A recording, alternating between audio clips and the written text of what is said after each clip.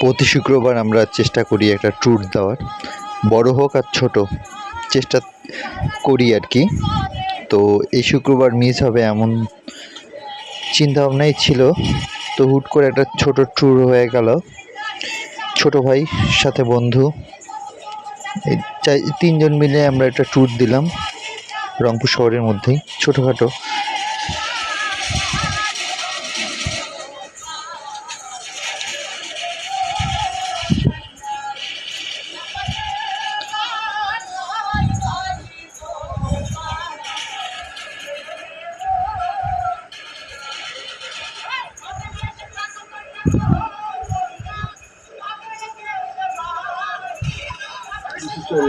দেখুন বাসটি কীভাবে ডান্স করতেছে, হেলে দুলে হেলে দুলে।